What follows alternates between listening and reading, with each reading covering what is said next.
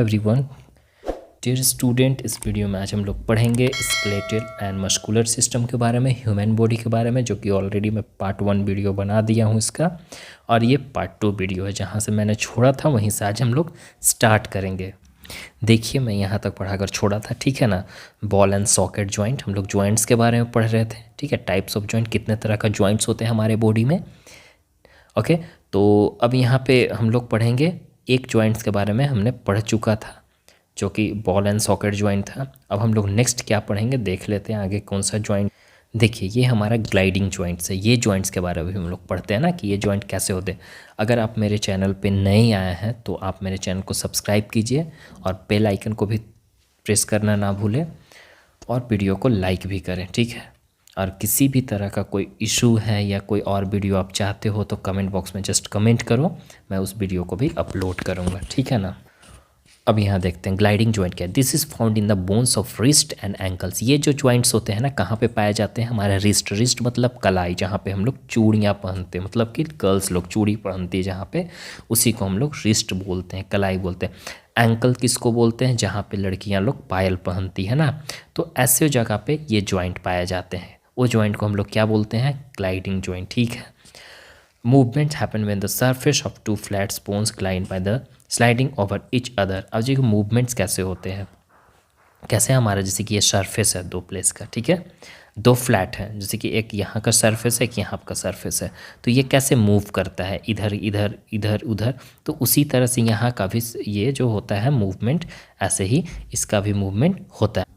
जैसे कि एक बोन ये है, ठीक है, और दूसरा बोन हमारा ये है, और यहाँ से जॉइंट है, ठीक है ना।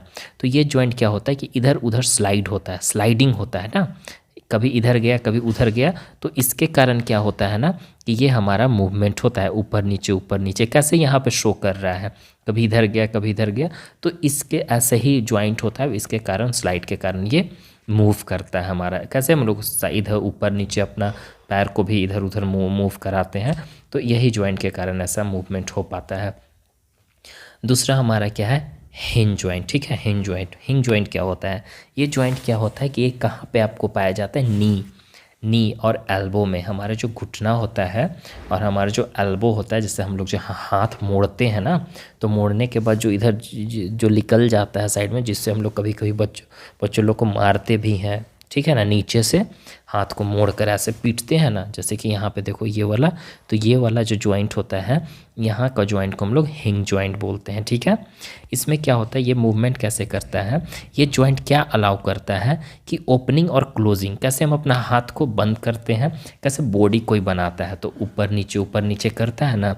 तो ये जॉइंट के कारण ही ऐसा हो पाता है, ठीक है। ऊपर नीचे हम लोग कर पाते हैं। क्लियर है बात? ऐसे आई होप कि आपको समझ में आया होगा। यहाँ का जॉइंट जो होता है उसको हिंज जॉइंट बोलते हैं, ठीक है बाबू। कैसे हम लोग दरवाज़ा को बंद करते हैं फिर खोलते हैं, तो कैसे हो रहा है? तो उसी तरह से हम लोग अपना हाथ को भी पैर को भी मोड़ते हैं ना, तो सेम थिंग है। अब दूसरा हमारा पाइवट जॉइंट क्या होता है? ये जॉइंट आपको ज़्यादातर गर्दन में पाया जाता है, आपका जो गर्दन होते हैं वहीं पे। इससे हमारा कैसे होता है कि साइड टू साइड ही मूव करा पाते हैं। आप क्या सर को पूरा गोल गोल घुमा लेते हो? नहीं ना, लेफ़्ट राइट सिर्फ कर पाते हो, इधर उधर देख पाते हो। बाकी ऐसा नहीं कि हम लोग पीछे भी देख लेते हैं। तो पाइवट जॉइंट का ये कमाल है, जिसके कारण हम लेफ़्ट राइट देख पाते हैं, राइट। अब देखो, सैडल जॉइंट किसको बोलते हैं? ये जॉइंट आपको थंब में पाए जाते हैं।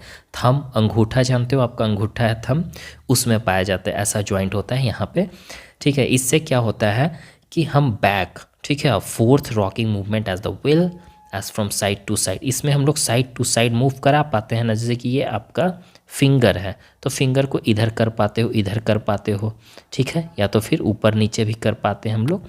तो ये सिडल जॉइंट के कारण ऐसा होता है। This joint however has a very limited rotation. अब ये जॉइंट बहुत लिमिटेड रोटेशन होता है। अपने थंब को देखोगे कि आप ज़्यादा रोटेट नहीं करवा पाओगे, बस साइड टू साइड रोटेट करवा पाओगे। साइड टू साइड करवा लेते हो ना बस, और इधर पूरा हम पूरी तरह से रोटेट उसको नहीं करवा पाते हैं। नेक्स्ट हमारा कौन सा टॉपिक है डियर? कार्टिलेज क्या होता है?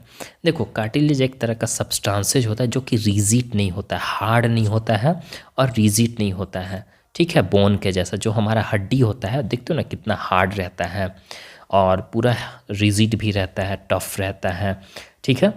तो कार्टिलेज ऐसा नहीं होता है, बट टफ एंड इलास्टिक। देखो ये टफ होता है, कार्टिलेज टफ होता है और इलास्टिक होता है। इलास्टिक कहने का मतलब कि ये कैसे हमारा रबर वगैरह है, रबर कैसे तनाता है, स्ट्रेच होता है, एज इट इज़, इसको भी हम कह सकते हैं, राइट। अब देखो it is stiffer and less flexible than muscles. अब ये जो होता है मसल्स हमारा जितना फ्लेक्सिबल होता है ना, जो हमारा मसल्स है ऊपर का जो मसल्स लगा हुआ है वो जितना फ्लैक्स करता है, इधर उधर मुड़ जाता है किधर भी, उतना नहीं है, मतलब कि फ्लेक्सिबल है लेकिन कम है थोड़ा, ठीक है। We find cartilage at the edge of joint. अब ये कार्टिलेज हम लोग कहाँ पे देखते हैं, जैसे कि ये हड्डी है, ये भी हड्डी है, बीच में जो जॉइंट हुआ है, तो जॉइंट के जो किनारे में होता है ना, उसी में इसको कार्टिलेज आपको देखने को मिल जाएगा। सो दैट बोन्स डोंट रब against each other while moving. इसलिए क्या होता है कि जब भी हम जैसे कि हाथ बॉडी बना रहे हैं तो जॉइंट से हिल रहा है, तो जॉइंट हिल रहा है तो आपस में जहाँ पे जॉइंट होगा आपस में तो टकराता होगा, रब करता होगा, एक दूसरे से रगड़ाता होगा।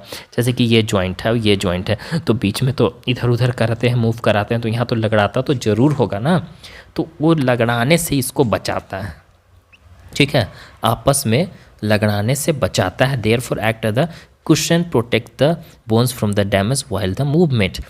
ये एक तरह का कुशन के जैसा होता है, ठीक है, जो कि क्या करता है कि बचाता है, प्रोटेक्ट करता है हड्डी को डैमेज होने से, हमारे हड्डी को डैमेज होने से ये क्या करता है, बचाता है, ठीक है। अब कार्टिलेज आपको कहाँ पे देखने को मिले, हमारे पूरे बॉडी पार्ट्स में बहुत जगहों पे आपको देखने को मिल जाएगा। जैसे कि हमारा आउटर ईयर है, कान के बाहर, ठीक है, नोज़ में हो गया, ठीक है, ये ज़्यादातर कार्टिलेज से ही बना हुआ था। आपका कान देखते हो ना, कान का हड्डी देखो, छू कर देखो कितना सॉफ्ट होता है, पूरी तरह से उसको मुड़ा ले तो वो भी हड्डी है लेकिन वो कार्टिलेज है, पूरी तरह से आपको क्या करता है, वो टफ नहीं रहता है। ये ऐसा नहीं कि टूट जाएगा मुड़ने से, ऐसा नहीं होता है। तो ऐसे हड्डी को हम लोग क्या बोलते हैं, कार्टिलेज बोलते हैं। क्लियर है। और कार्टिलेज जॉइंट में भी पाए जाते हैं ताकि वो बचाता है एक दूसरे से, रब जब होता है, लगड़ाता है, जब हम मूवमेंट कराते हैं तब। अब यहाँ देखो क्या लिखा हुआ है यहाँ पे बाबू, the skeleton system muscular system ensure complete the movement. जो स्केलेटन सिस्टम है ना, उसको मस्कुलर सिस्टम भी चाहिए, मसल्स भी चाहिए। जैसे कि अब तो हमारा हड्डी का फ्रेमिंग हो गया, तो अब उसके ऊपर जो ये मांस दिख रहा है, जो मसल्स है, ये भी तो चाहिए, तब तो हमारा पूरी तरह से कंप्लीट हो जाएगा। ये मसल्स, बिना मसल्स के मस्कुलर सिस्टम कैसे हो, तो कंकाल दिखेगा, जो कि बायोलॉजी लैब में देखने को मिलता है, ठीक है। उस पर मांस नहीं रहेगा, मसल्स जिसको बोलते हो नहीं रहेगा, तो therefore call it is the muscles skeletal system. इसलिए इसको क्या बोला जाता है, मस्कुलो स्केलेटल सिस्टम, ठीक है। अब इसके बारे में हम लोग कुछ पढ़ते हैं, मसल सिस्टम के बारे में। अभी तक हम लोग स्केलेटल सिस्टम, हड्डियाँ के बारे में पढ़े थे, अब मसल्स के बारे में पढ़ेंगे, मांस के बारे में पढ़ेंगे, ठीक है। बोन्स के अलावा, जॉइंट्स के अलावा हम लोग को क्या चाहिए, मूवमेंट के लिए मसल्स का भी होना बहुत ज़रूरी होता है। अगर हमारे बॉडी में मसल्स नहीं होंगे तो हम अपना हड्डी को प्रॉपरली मूवमेंट नहीं करा पाएंगे। Muscles can be either voluntary और इनवॉलेंट्री। देखो मसल्स या तो वॉलेंट्री हो सकता है, इनवॉलेंट्री हो सकता है, दोनों के बारे में भी समझते हैं। Voluntary muscles are those that are found in place like the, देखो वॉलेंट्री मसल उसको बोलते हैं जो ज़्यादातर कहाँ पे पाए जाते हैं, आर्म्स में, आपके बाह में, पैर में, ठीक है। Where we decide when to move them, और जहाँ पे हम लोग अपने आप को डिसाइड कर सकते हैं कब इसको चलाना है। जैसे कि हमारा बाँ है, हम इसको कब मोड़ना है, हम अपने आप को डिसाइड करते हैं तभी मोड़ते हैं। ऐसा नहीं कि हम लोग दिन भर इसको मोड़ते रहते, चलाते रहते, ऐसा नहीं ना, अपने आप को डिसाइड करना होता तब जाकर उसको हम लोग मोड़ते हैं। इनवॉलेंट्री मसल्स क्या है हमारा, एज द नेम सजेस्ट, जैसा कि are those movement without any control from us, जो हमारे बस की बात नहीं है उसका मूवमेंट करो, ऑटोमेटिक मूव करता है। जैसे कि मसल्स हमारे अंदर पाए जाते हैं, हमारे पेट में, ठीक है, इंटेस्टाइन हमारे पेट के अंदर, ठीक है, बॉडी के अंदर वो पाए जाते हैं ऐसे मसल्स। जैसे हमारा इंटेस्टाइन है, इंटेस्टाइन मतलब कि जहाँ पे हमारा जो पेट होता है ना, पेट में जो खाना खाते हैं तो जाता है, स्मॉल इंटेस्टाइन, फिर लार्ज इंटेस्टाइन होता है, तो ये सब में जाता है। तो वो सब मसल्स जो होते हैं ना, हमारे बस की बात नहीं। ऐसा नहीं कि आप उसको कंट्रोल आपका दिल धड़कता है ना, तो जो दिल धड़कता है क्या आप उसको बंद कर सकते हो आप खुद से, नहीं ना, हम अपना हाथ को हिला रहे हैं तो हाथ का मसल्स को हम रोक सकते हैं कि नहीं अभी नहीं हिलाएंगे, लेकिन आपका जो हार्ट है उसको क्या आप अपने हिसाब से बंद कर सकते हो? नहीं, ऐसा नहीं होता है, ठीक है। और भी बहुत सारे इंटरनल ऑर्गन्स होते हैं जो जिस पे मेरा कोई कंट्रोल नहीं है, ऑटोमेटिक चलते रहता है, ठीक है। Muscles allow the movement by contraction. Muscles क्या अलाउ करता है? मूवमेंट, कॉन्ट्रैक्शन और एक्सपेंशन। कॉन्ट्रैक्शन मतलब क्या होता है? एक्सपेंशन। कॉन्ट्रैक्शन मतलब फैलना, कॉन्ट्रैक्शन मतलब उल्टा, जस्ट हम बता दें आपको। कॉन्ट्रैक्शन मतलब क्या? सिकुड़ना। अब एक्सपेंशन मतलब फैलना होता है ना, सिकुड़ना और फैलना। अब इसके बारे में देखो, उधर दिया नहीं था इसलिए हम फिर से बता देते हैं। कॉन्ट्रैक्शन और एक्सपेंशन मतलब, कॉन्ट्रैक्शन मतलब कि कैसे हम लोग जब अपना बाह को बॉडी बनाते हैं ना, जब बॉडी बनाते हैं तो हमारा मसल्स क्या होता है, देखो यहाँ फूल जाता है, फूलता है ना, तो ये एक तरह का क्या हुआ हमारा, ये एक्सपेंड कर रहा है, हमारा एक्सपेंड किया, फैला। और जब इसको छोड़ते हैं, रिलीज़ करते हैं तो थोड़ा पतला हो जाता है, तो ये कॉन्ट्रैक्ट हुआ ना। तो यही चीज़ था इसमें, तो बस खाली वर्ड्स समझ लो, बाकी तो सब समझ में आ जाएगा। अब देखो ये क्या है, 3 टाइप्स के मसल्स होते हैं हमारे बॉडी में। कौन कौन सा? स्केलेटल मसल्स होता है। स्केलेटल मसल्स क्या है? ये हमको क्या हेल्प करता है? हमारे बॉडी को मूव कराने में हेल्प करता है, ठीक है। हमारा बॉडी जो मूव करता है, इधर उधर मूव करता है, हम हाथ चला रहे हैं, पैर चला रहे हैं, तो ये सब इसको स्केलेटल मसल्स के कारण ऐसा होता है। और वो हमारा वॉलंटरी मसल्स होता है। वॉलंटरी मसल्स आपको बता दिए, जिस पे हमारा बस है, हम अपना हाथ को हिला रहे हैं, पैर को हिला रहे हैं, ठीक है ना। ऐसा नहीं कि ये ऑटोमेटिक मेरा हाथ हिल रहा है, ऑटोमेटिक मेरा पैर हिल रहा है, ऐसा नहीं। तो ये सब मसल्स को हम लोग, जिस पे हमारा बस चले, उसको हम लोग वॉलंटरी बोलेंगे, ठीक है।